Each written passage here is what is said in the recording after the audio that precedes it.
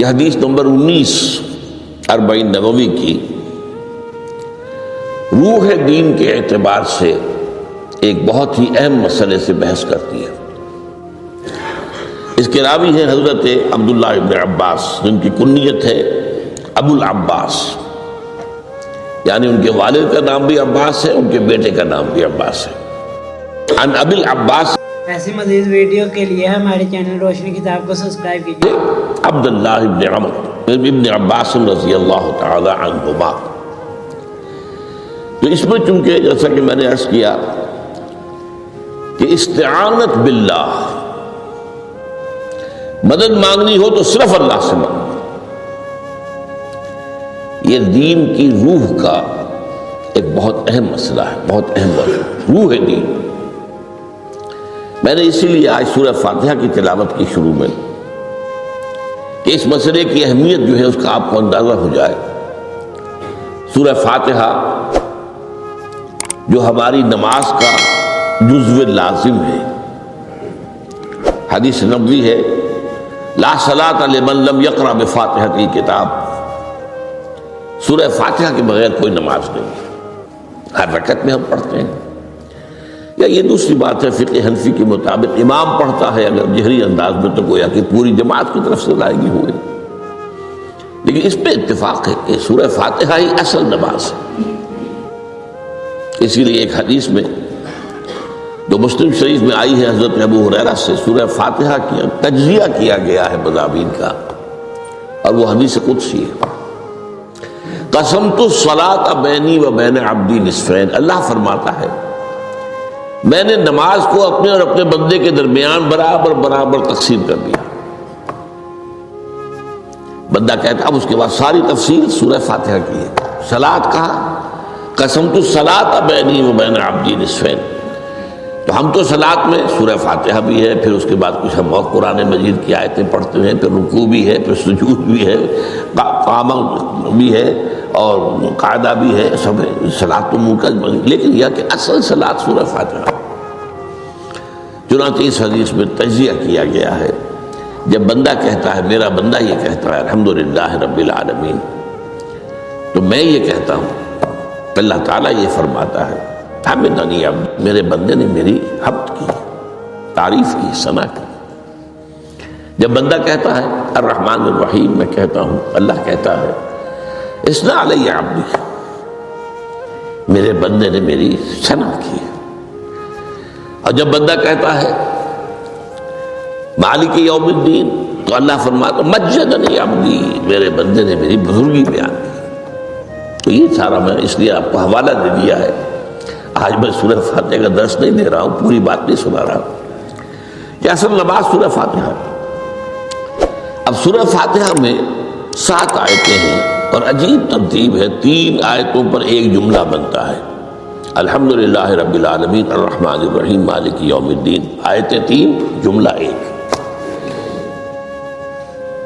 پھر 3 آیتوں پر ایک جملہ ہے آخر میں، اہدنا الصراط المستقیم صراط الذین انعمت علیہم غیر المغضوب علیہم ولا الضالین، آیتیں 3 جملہ 1۔ درمیانی آیت ہے 4 نمبر کی، ایاک نعبد و ایاک نستعین، یہ ہے در حقیقت مرکزی آیت، مرکزی ہو گئی، 3 ادھر 3 ادھر، پھر وہ 3 ایک جملہ، آخری 3 ایک جملہ، اور یہ ایک آیت میں 2 جملے ہیں۔ ایاک نعبد بھی مکمل جملہ ہے، وہ ایاک نستعین بھی مکمل جملہ ہے، اور یہیں پر سورہ فاتحہ کی وہ تقسیم ہوتی ہے آدھی، 3.5 آیتیں ادھر ہیں، الحمدللہ رب العالمین الرحمن الرحیم مالک یوم الدین ایاک نعبد۔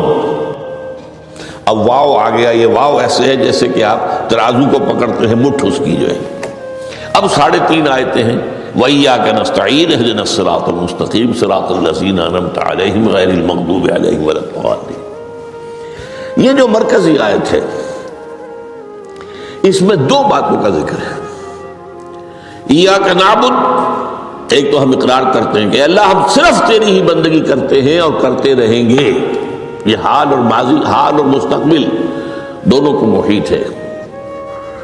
اور دوسرا وَإِيَّاكَ نَسْتَعِينُ، اور صرف تجھ ہی سے مدد مانگتے ہیں اور مانگتے رہیں گے۔ یہ گویا کہ دین کا ایک مرکزی نقطہ ہے، جو صلاۃ کا مرکزی نقطہ ہے وہی در حقیقت دین کا مرکزی نقطہ ہے۔ اب ہم اس پر غور کر چکے ہیں۔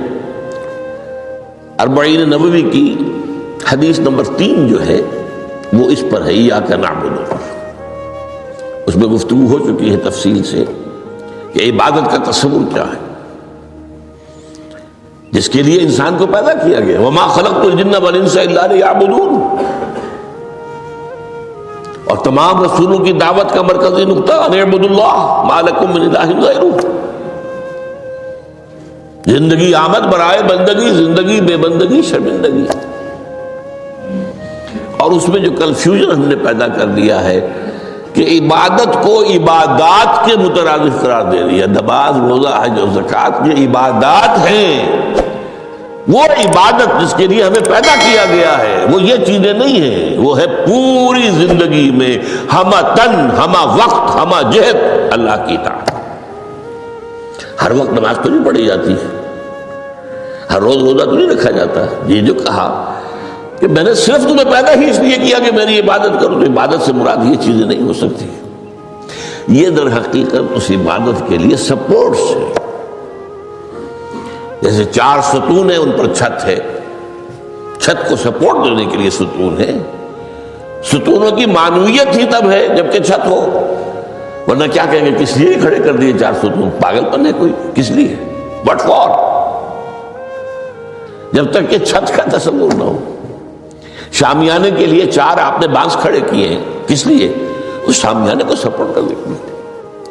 تو اب اس میں جو مضمون آیا وہ یہاں بھی آ گیا اس حدیث میں، تو قرآن مجید کی آیت میں ایاک نعبد و ایاک نستعین، یہ ہے دوسری بات جس پر کہ آج کی ہماری مرکزی جو مضمون ہے وہ یہ حدیث۔ تجھ ہی سے مدد مانگتے ہیں اور مانگتے رہیں گے۔ اللہ تعالیٰ سے مدد مانگنا، اب آپ لوگ سمجھیے کہ مدد جو مانگی جاتی ہے مختلف الفاظ استعمال ہو سکتے ہیں۔ استعانت وہ اس حدیث میں بھی آیا، قرآن میں بھی آیا سورہ فاتحہ میں، ایاک نستعین۔ استمداد مدد طلب کرنا، استنصار نصرت مانگنا، استدعاء کوئی دعا کرنا کسی کام کے لیے، استغاثہ کسی کی دعائی دینا، یہ تمام ایک قبیل کی چیزیں ہیں، ان کو جمع کر دیجیے استعانت۔ اب استعانت ایک تو ہے عام مادی دنیا کے اصول کے اندر، میں کسی سے کہوں بھائی مجھے ذرا پانی پلا دینا، یہ بھی استعانت ہی ہو گئی نا، میں نے اپنی ایک ضرورت کو پورا کرنے کے لیے اسے مدد چاہیے، اس میں کوئی شرک نہیں، کوئی برائی نہیں، معلوم ہے یہ ایک عام مادی قوانین کے تحت ہوگا۔ یہ علیحدہ بات ہے کہ حضور کے بارے میں یہ آتا ہے صلی اللہ علیہ وسلم کہ آپ کبھی ایسے کام کے لیے بھی کسی کو نہیں کہتے تھے، یہاں تک کہ اگر آپ سواری پر ہوتے تھے اور آپ کا جو کوڑا ہے وہ نیچے گر گیا تو آپ اپنی سواری کو بٹھا کر یا اتر کر خود کوڑا اٹھاتے تھے، کسی سے کہتے نہیں تھے کہ مجھے ذرا اٹھا دو۔ تو یہ استدعاء، استعانت، استمداد، اس میں ایک درجے ہیں، بڑے اونچے درجے بھی ہیں، لیکن عام حالات میں ہم مادی قوانین کے تحت اگر کوئی مدد چاہے کسی سے تو کوئی بری بات نہیں، اس میں کوئی شرک نہیں، اس میں کوئی کفر نہیں، اگرچہ بعض حضرات کے نزدیک اس کا ایک درجہ ہے وہ میں بعد میں بیان کروں گا، لیکن یہ کہ ماورائی انداز میں کسی غیر مرئی حقیقی یا موہومہ شخصیت سے مدد مانگنا یہ شرک ہے۔ غیر مرئی حقیقی فرشتے ہیں،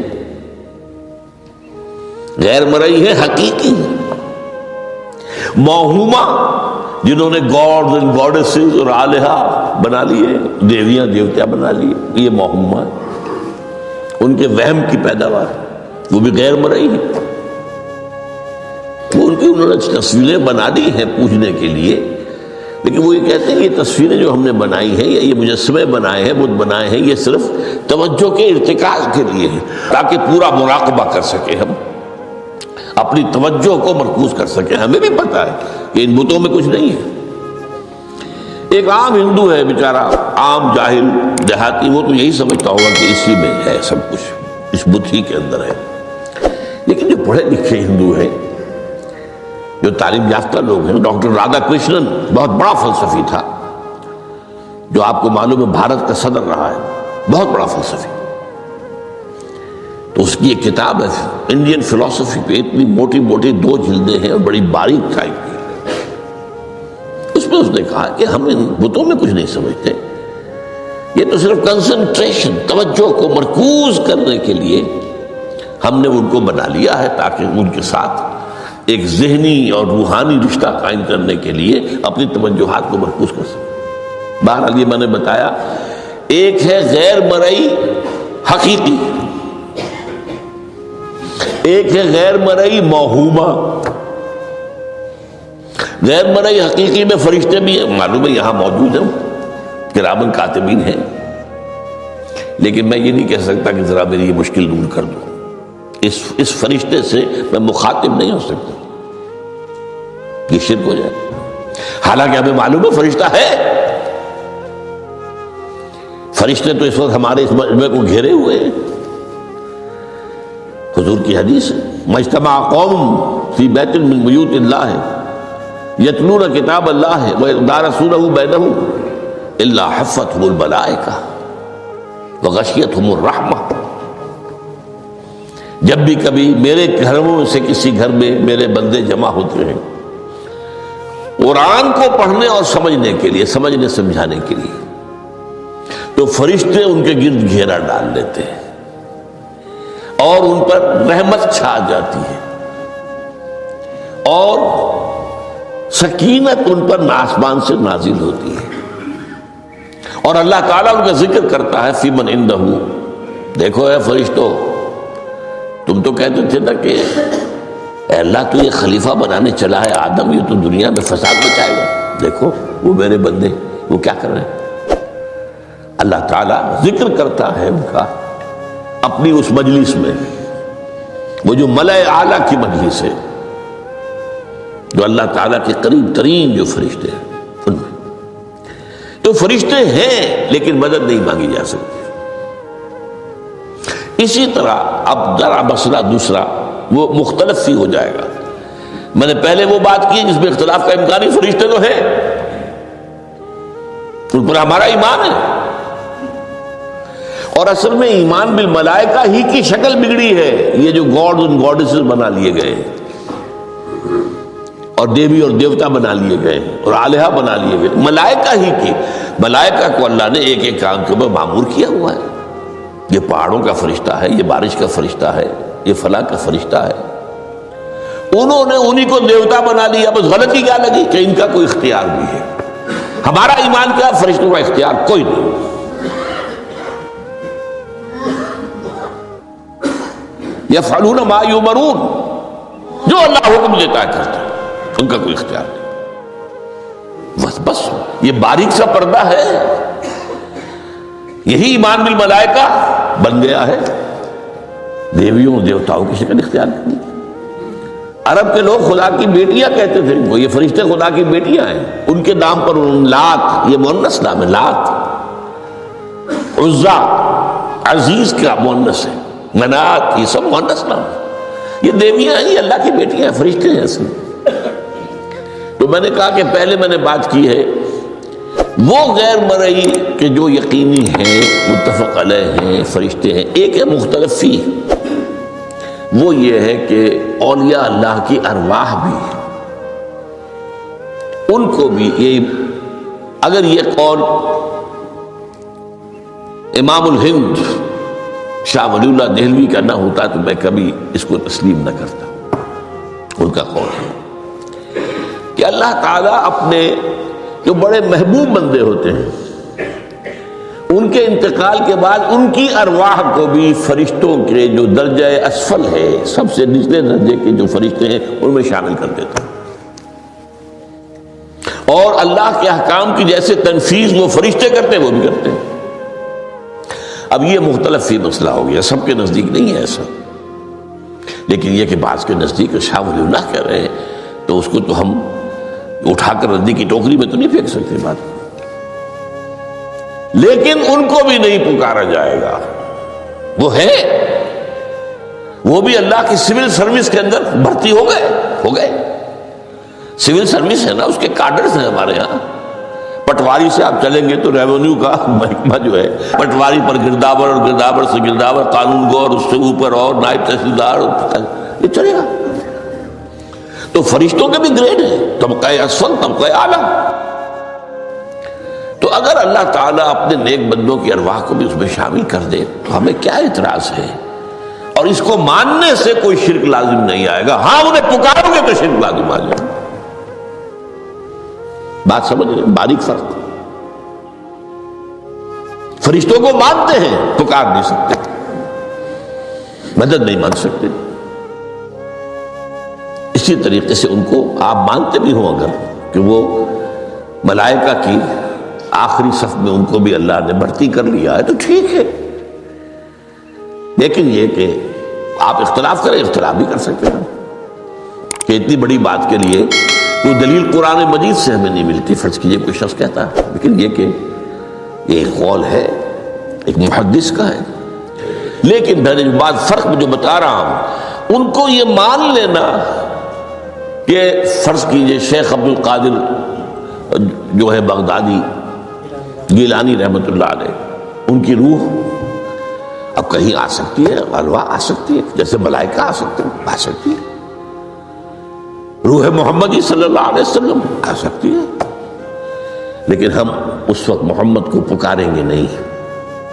پکارا تو شرک ہو جائے گا، دعوت جب دعا کی تو شرک ہو جائے گا. تو یہ ذرا باریک سا فرق ہے جو ہمارے ہاں اس فرق کو نہ سمجھنے کی وجہ سے ہی یا تو انکار کر دیتے سرے سے، روح آ ہی نہیں سکتی، اور یا یہ کہ پھر ان سے دعائیں اور استدعا اور استغاثہ، تو یہ دونوں میں جو ہے انتہا ہو جاتی. اچھا، دنیا کے قانون کے تحت بھی جو میں نے کہا تھا، میں بتاؤں گا کہ اس کا بھی ایک مرتبہ ہے. آپ نے کسی شخص سے ایک کام کے لیے کہا، وہ کام دنیا کے قوانین کے تحت ہے. فرض کیجئے آپ کسی سے کہتے ہیں میری فلاں جگہ پر سفارش کر دیجئے، میرا یہ مسئلہ ہے، 100% درست ہے. لیکن یہ کہ فرض کیجئے کہ میرا جو مدعا علیہ ہے یا جو میرا مد مقابل ہے وہ چرب زبان ہے زیادہ، یا وہ اس نے کوئی لمبی چوڑی سفارش جو ہے فراہم کر دی ہے، تو آپ بھی میری بات رکھ دیں. وہاں قرآن مجید میں آیا ہے، سورہ نساء، من یشفع شفاعۃ الحسنۃ، اچھی شفاعت کرنا، صحیح بات، تو اس کے اندر اللہ تعالیٰ نے اجر و ثواب رکھا ہے. اب آپ نے ایک دفعہ کہا، اس نے نہیں کیا، دوسری دفعہ کہا، نہیں کیا، پھر کہا، تو یہ میں ایک بزرگ کا قول آپ کو بتا رہا ہوں کہ یہ شرک ہو جائے گا. ایک دفعہ کہا ٹھیک ہے، یہ سوال ہے، دوسری دفعہ کہا یہ بھی چلیے معاف، اب تیسری دفعہ. اس کا مطلب یہ کہ آپ نے یہ بات سمجھ لی ہے کہ آپ کا خیر اسی کے ہاتھ میں ہے، اور یہ شرک خفی ہو جائے گا. ٹھیک ہے، آپ نے کہا اگر وہ کر دے ٹھیک، کوئی اعتراض نہیں. تو یہ باتیں بھی سمجھنے کی ہے، کیونکہ آدمی جو ہے اگر پیچھے پڑ جاتا ہے، کہتا رہتا، مطلب معلوم ہوا کہ اس کے ذہن میں یہ بات بیٹھ گئی ہے کہ تمہارا خیر جو ہے، تمہاری بھلائی اسی کے ہاتھ میں نہیں. بہرحال اس تمہید کے بعد اب ہم پڑھ رہے ہیں. حضرت ابن عباس فرماتے ہیں رضی اللہ تعالیٰ عنہ، کنت خلف النبی یوما صلی اللہ علیہ وسلم، ایک دن میں حضور کے پیچھے تھا. اب پیچھے ہونے سے کیا مراد ہے؟ گمان غالب یہ ہے کہ سواری پر، جس کو ردیف بھی کہتے ہیں. واللہ عالم یہ بھی ہو سکتا ہے کہ چلتے ہوئے پیچھے پیچھے چل رہے ہیں، ادب کے ساتھ. چچا زاد بھائی ہیں لیکن عمر میں تو بہت چھوٹے ہیں، نوجوان ہیں. اس کیفیت میں حضور نے اب ان سے خطاب کیا، یا غلام، اے نوجوان، اے لڑکے کہا، اے لڑکے، اعلمک کلمات، میں تمہیں تلقین کرتا ہوں چند کلمات. اب یہ ہے حضور کا طریقہ تربیت و تعلیم و تزکیہ. وہاں کوئی مدرسے نہیں تھے، وہاں کوئی درس کی محفلیں تو نہیں ہوتی تھی، محفل تو ایک ہی ہوتی تھی ہفتے میں، وہ جمعے کا اجتماع ہے، باقی حضور کی صحبت ہے، فجر کی نماز کے بعد بھی آپ بیٹھے ہیں، صحابہ بھی بیٹھ گئے، کچھ گفتگو ہو رہی ہے، اسی میں تربیت، اسی میں تعلیم، اسی میں تزکیہ۔ وہ علیحدہ ذکر کے حلقے جو ہے وہ ضربے مارنے کے لیے یہ تو نہیں تھے، یہ تو بات کی ایجاد ہے، میں تو سب مانتے ہیں کہ یہ بات کی ایجاد ہے، یہ مصنوع چیزیں نہیں۔ بہرحال حضور نے اے لڑکے یا اے بیٹے، جو بھی آپ اس کا ترجمہ کریں، میں تمہیں چند باتیں سکھاتا ہوں۔ مطلب کیا ہے؟ وَعَلِّمُكَ كَلِمَاتٍ، توجہ سے سنو، غور سے سنو، حفظ جان بنا لو۔ احفظ اللہ یحفظک، پہلا کلمہ، اللہ کی حفاظت کرو وہ تمہاری حفاظت کرے گا۔ اب اس سے مراد کیا ہے؟ عام طور پر سمجھا گیا ہے کہ اللہ کے احکام کی حفاظت کرو، کوئی حکم ٹوٹنے نہ پائے، وہ تمہاری حفاظت کرے گا۔ اور ایک مفہوم یہ بھی ہو سکتا ہے، اللہ کو اپنے دل میں محفوظ رکھو، اس کی یاد سے اس دل کو، اس خانہ قلب کو خالی نہ ہونے دو، مستحضر رکھو اللہ کو اپنے دل میں، تو اللہ تمہاری حفاظت کرے گا، اللہ تمہیں یاد رکھے گا۔ اور حدیث قدسی میں یہ الفاظ آئے، میرا بندہ جب مجھے اپنے دل میں یاد کرتا ہے میں بھی اسے اپنے دل میں یاد کرتا ہوں۔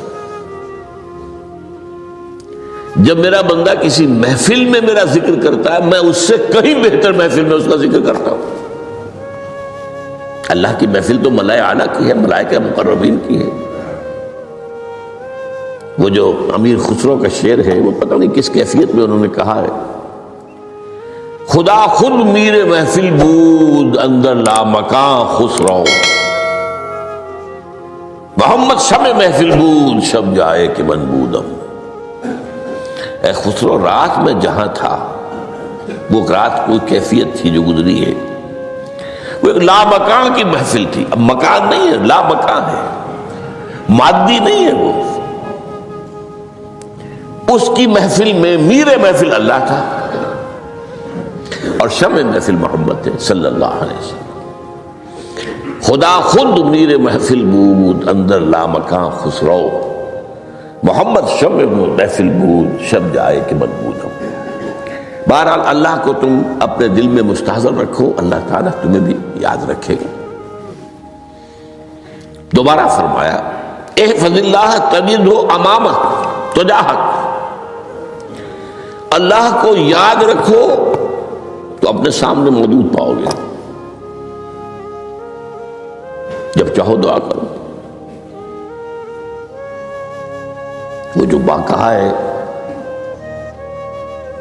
کہ دل میں ہے، جب چاہو مخاطب ہو جاؤ۔ دل کے آئینے میں ہے تصویر یاد، جب ذرا گردن جھکائی دیکھ لی، کہیں دور تو نہیں ہے، نحن اقرب الیہ من حبل الورید۔ تمہارے دل میں اللہ ہے تو کہاں جا رہے ہیں اس کو ڈھونڈنے کے لیے؟ اپنے دل میں۔ وہ جو بے دل نے کہا ہے ستم است گر ہوست کشد کہ بے سیر سر و سمندرا، تجھے غنچہ کم نہ دمیدئی در دل کشا بچمندرا۔ بڑے ستم کی بات ہے کہ تمہارا دل کہتا ہے چلو ذرا باغیچے میں چلو، پھولوں کی سیر کرو، یہ گلاب کا پھول ہے، یہ موتیا ہے، یہ سیر۔ ستم است، بڑے ستم کی بات ہے۔ کیوں یہ ستم کیا ہو گیا اس میں؟ ستم است گر ہوست کشد، تمہاری خواہش تمہیں کھینچتی ہے کہ بے سیر سر و سمندرا، سر و سمن ذرا ان کی سیر کرنے کے لیے آؤ۔ تجھے غنچہ کم نظر، تو خود ایک غنچہ ہے، تو خود ایک پھول ہے، اللہ کا بنایا ہوا اشرف المخلوقات۔ وہ اشرف المخلوقات سے بڑا کوئی پھول ہو سکتا ہے؟ تجھے غنچہ کم نہ دمیدئی در دل کشا، اپنے دل کا دروازہ کھولو، بچمن درا، اس کے اندر جو چمن آباد ہے وہ کیا ہے؟ روح ہے۔ دل مسکن ہے قلب مسکن ہے روح کا۔ تو احفظ اللہ تجدہ امامت یا تجاہت اپنے سامنے موجود پاؤ۔ اذا سالتا فاسأل اللہ، اب آ گیا وہ مرکزی مضمون۔ دیکھو جب مانگو اللہ سے مانگو، غیر اللہ کے سامنے ہاتھ دراز کرو ہی مت۔ ایک حدیث میں آتا، یعنی حرام نہیں ہے، دنیاوی قواعد اصول قوانین کے تحت کسی سے مدد چاہنا، کوئی سوال کرنا حرام نہیں ہے۔ وہ تو میں نے کہا کہ اس پر اصرار آپ کریں گے تو اس میں بو پیدا ہو جائے گی، بدبو پیدا ہو جائے گی شرک کی، لیکن آپ سوال کریں، مدد لیں، اسی پر دنیا قائم ہے، ایک دوسرے کے ساتھ تعاون کے ساتھ۔ لیکن اونچا مقام کیا ہے؟ کسی سے سوال مت کرو سوائے اللہ کے۔ یہاں تک کہ جوتے باندھنے کا تسمہ تمہیں درکار ہے تو بھی کسی سے مت مانگو، اللہ سے مانگو۔ کیا پتہ اللہ کس کے دل میں ڈال دے اور وہ آ کے تمہیں تسمہ پیش کر دے۔ ہوتا ہے ایسا، بس اوقات ہوتا ہے۔ جو اللہ کے ساتھ لو لگا کر رکھنے والے ہیں ان کے تو ایسے واقعات ہوتے ہیں کہ دل میں ایک بات آئی اور اس کے بعد وہی بات جو ہے وہ کوئی شخص آ گیا اور اس نے وہ بات پوری کر دی۔ کیونکہ لوگوں کے دل جو ہے وہ تو اللہ کے دو انگلیوں کے مابین جو چاہتا پھیر دیتا ہے۔ کیا پتہ اللہ کسی فرشتے کو انسانی شکل میں بھیج دے۔ آتا ہے فرشتہ، آتا ہے انسانی شکل میں، آتا ہے آپ کی تکلیف کو رفع کر دے، آپ کی ضرورت کو پورا کر دے، اسی سے مانگو، کسی اور سے مت مانگو۔ یہ ہے توحید کا لب لباب۔ یوں سمجھیے اسلام کی جڑ کیا ہے؟ ایمان۔ اسلام کا جو خارجی نظام عمل ہے، انفرادی اعمال ہو اجتماعی ہو، ان سب کی روح رواں کیا ہے؟ ایمان۔ ٹھیک، ایک بات ہو گئی۔ ایمان کا خلاصہ لب لباب کیا ہے؟ ایمان باللہ۔ جیسے ایمان بالآخرہ بھی ہے، ایمان بالملائکہ ہے، ایمان بالانبیاء ہے، ایمان بالرسل ہے، ایمان بالکتب ہے، ایمان بالقدر ہے، لیکن اصل ایمان، اسی لیے ایمان مجمل میں آپ کو معلوم ہے کسی اور چیز کا ذکر نہیں۔ آمنت باللہ کما ہوا باسمائہ وصفاتہ وقبلت جمیع احکامہ اقرار باللسان وتصدیق بالقلب۔ یہ ایمان مجمل ہے، اجمالی طور پر ایمان اس کا نام ہے۔ ہاں مفصل تفصیلی طور پر آمنت باللہ وملائکتہ وکتبہ ورسلہ والیوم الآخر والقدر خیرہ وشرہ من اللہ تعالی والبعث بعد الموت۔ تو اسلام کی جڑ ایمان، اور اسلام کا سارا جو نظام عمل ہے، چاہے انفرادی اعمال ہو چاہے اجتماعی، ان سب کی روح رواں ایمان، اور ایمان کا خلاصہ ایمان باللہ۔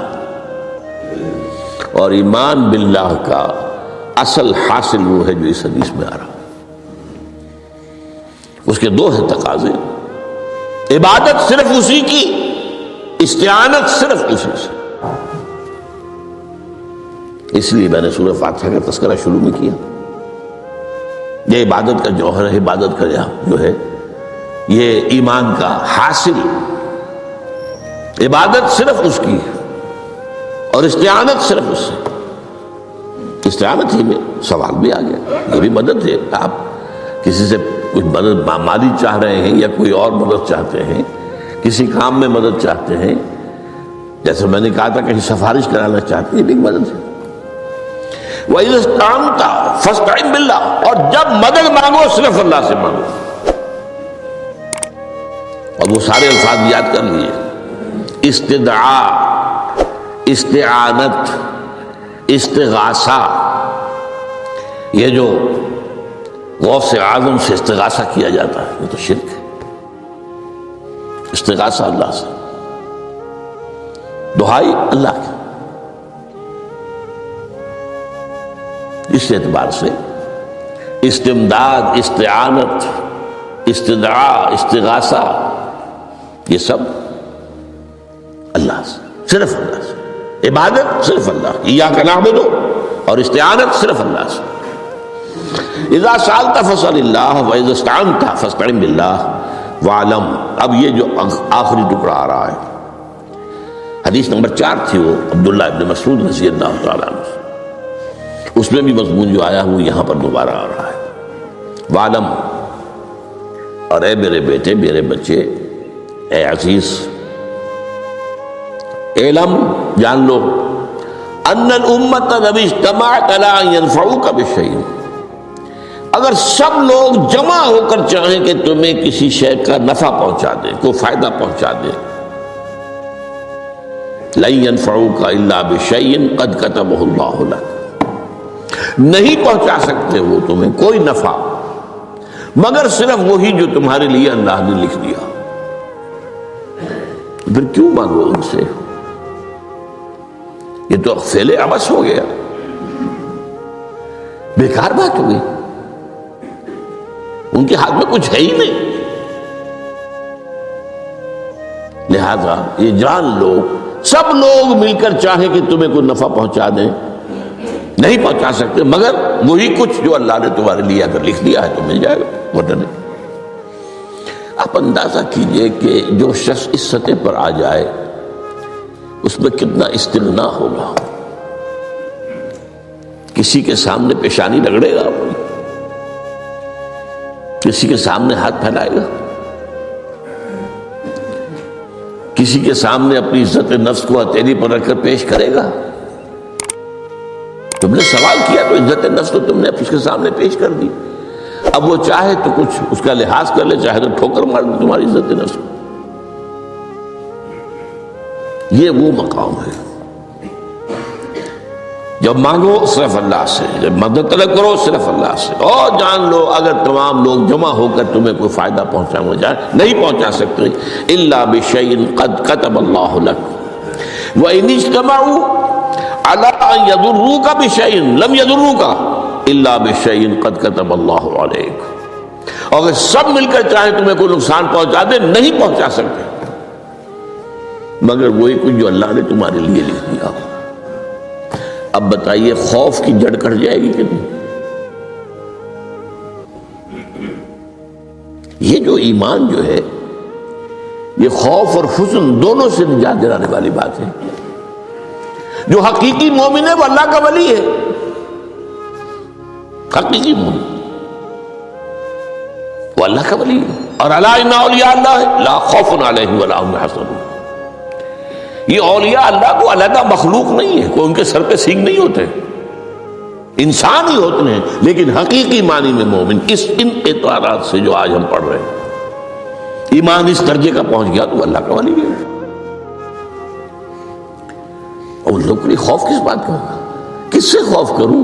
اس کے ہاتھ میں کچھ ہے ہی نہیں، اور اگر کچھ اللہ نے میرے لیے لکھ دیا وہ آ کر رہے گا، چاہے میں لاکھ گڑ گڑاؤں اس کے سامنے مجھے چھوڑ دے، اگر اللہ نے لکھا وہ آئے وہ تو آئے گا، تو کاہے کو اس کے سامنے گڑ گڑانا، کاہے کو جب بسائی کرنا اس کے سامنے، اور کسی کے ہاتھ میں کچھ ہے ہی نہیں، میرا خیر ہے ہی نہیں، تو کاہے کو خوشامد کروں اس کی۔ اور سنیے،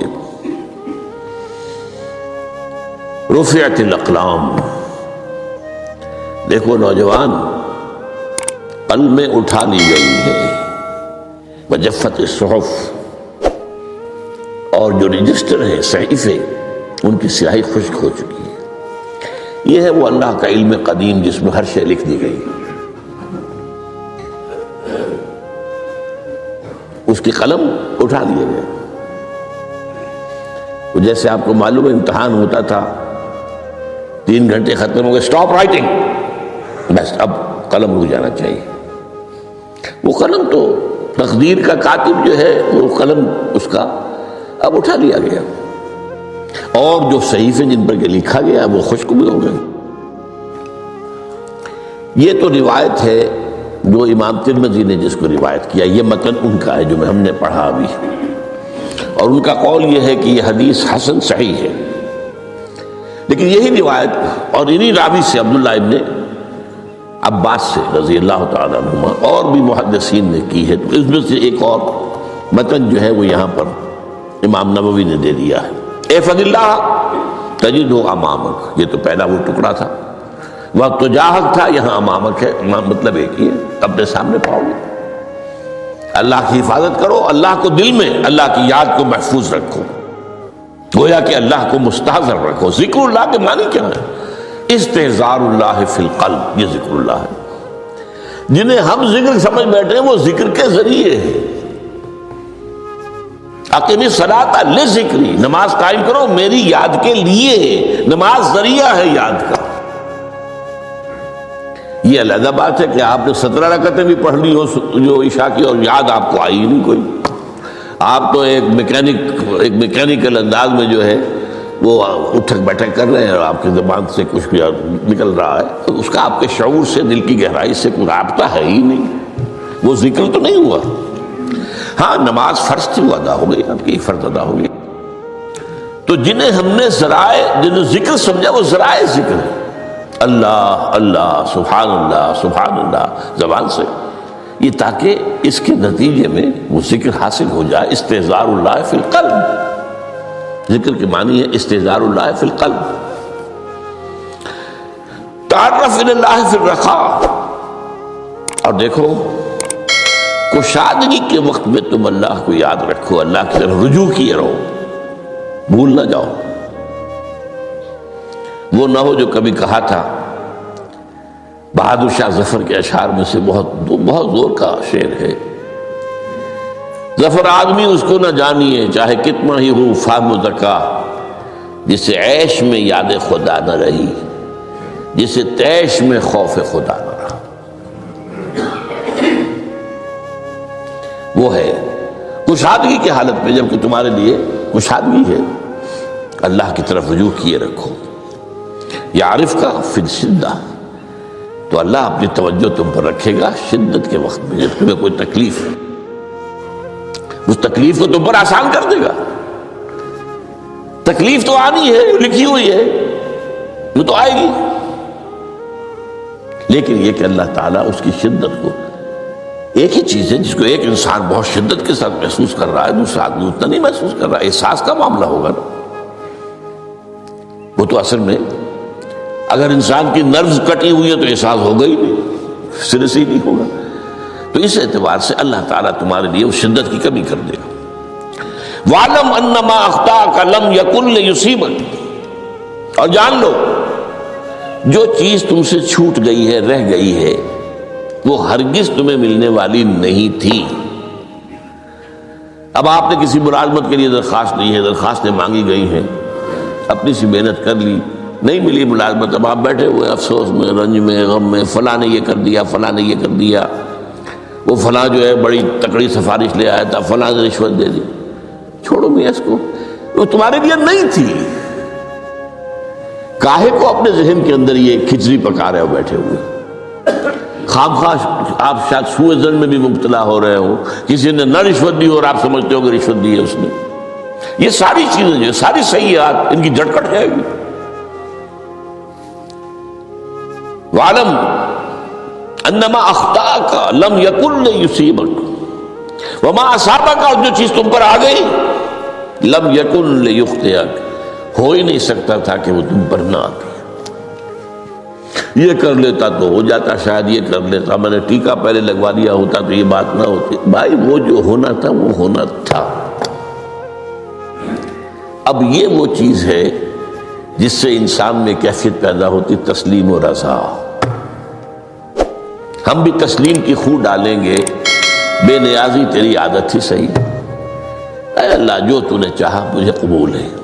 اسی لیے میں نے آپ کو آیتیں سنائیں سورہ تغابن کی، ما اصاب من مصیبت الا باذن اللہ، کوئی مصیبت نہیں آتی مگر اللہ کے اذن سے۔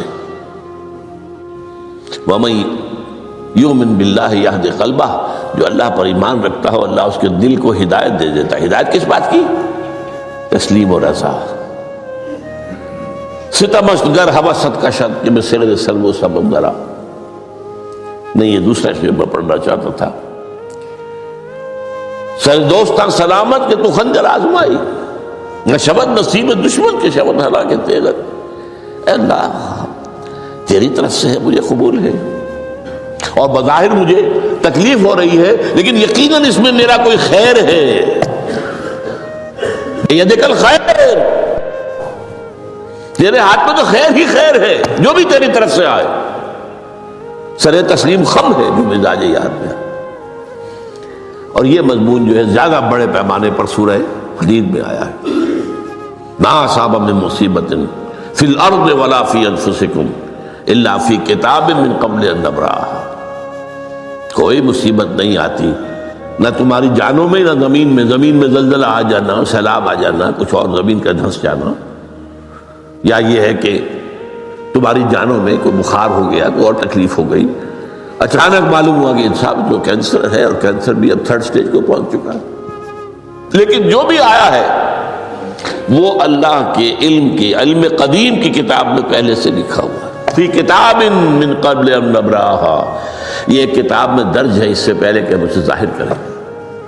اس کا نتیجہ کیا نکلنا چاہیے؟ لیکن لا تاسوا علی ما فاتکم ولا تفرحوا بما آتاکم. افسوس نہ کیا کرو جو تم سے جاتا رہے، چھوٹ جائے. کوئی عزیز فوت ہو گیا، کوئی موقع ہاتھ سے نکل گیا، ارے بھائی میں چوک گیا، بڑا موقع تھا، اب اس پر افسوس کر رہے ہیں.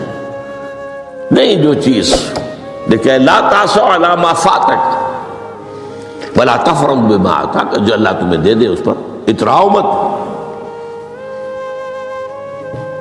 وما اصابک لم یکن لیخطئک واعلم ان النصر مع الصبر. اور جان لو اللہ کی مدد صبر کے ساتھ آتی ہے. جو آئے اس کی طرف سے جھیلو. زبان پر کلمہ شکوہ اور شکایت نہ آئے، اللہ سے شکایت نہ آئے. تسلیم و رضا، جو تیری رضا ہے. تیری صحت ہمیں منظور ہے، لیکن اس کو مولانا محمد علی جوہر ایک مرتبہ جیل میں گئے، ایک بیٹی بیمار ہوئی، فوت ہو گئی. اس کے بعد دوسری مرتبہ پھر جیل میں گئے، دوسری بیٹی کو وہی بیماری ہوئی. جیل میں اطلاع ملی کہ بیٹی کو یہ بیماری ہو گئی ہے، تو خط لکھا اشعار کی شکل میں.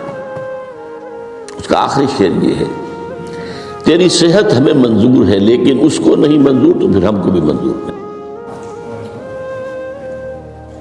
ہم تو چاہتے ہیں میں بیٹی کے تجھے شفا ہو جائے، اسے منظور نہیں تو پھر ہمیں بھی منظور. وَاعْلَمْ أَنَّ النَّصْرَ مَعَ الصَّبْرِ وَأَنَّ الْفَرَجَ مَعَ الْكَرْبِ. فرج، فراخی، کھل جانا کسی چیز کا، یہ ہے کرب کے ساتھ، تکلیف کے ساتھ. تکلیف ہوتی ہے ساتھ. اللہ نے قانون بنایا ہے دنیا کا. اب آپ اندازہ کیجئے بچے کی ولادت میں ماں کو کتنی تکلیف اٹھانی پڑتی ہے. آج کل تو فیشن ہو گیا ہے، سیدھے سیدھے جاؤ، آپریشن کراؤ، تکلیف سے بچ جاؤ. لیکن یہ ہے کہ یہ بھی آپ کے علم میں ہوگا، وہ ساری تکلیف جیسے ہی بچے کو لا کر ماں کے برابر لٹایا ہے، ساری تکلیف ختم. پھر جو راحت اس سے میسر آتی ہے. ان الفرج مع الکرب وان مع العسر یسرا. اسی لیے میں نے وہ آیتیں بھی پڑھی تھی، ان مع العسر یسرا ان مع العسر یسرا. اس دنیا میں یہ اللہ نے نظام بنایا ہے، سختیاں جھیلنی ہی ہوں گی. لقد خلقنا الانسان فی کبد. ہم نے انسان کو پیدا کیا مشقت کے اندر، مشقت تو کرنی پڑے گی. کسی کی جسمانی مشقت زیادہ، کسی کی ذہنی مشقت زیادہ، مشقت سے چارہ کسی کو نہیں. تو یہ ہے ان مع العسر یسرا ان مع العسر یسرا. ایسی مزید ویڈیو کے لیے ہمارے چینل روشنی کتاب کو سبسکرائب کیجیے اور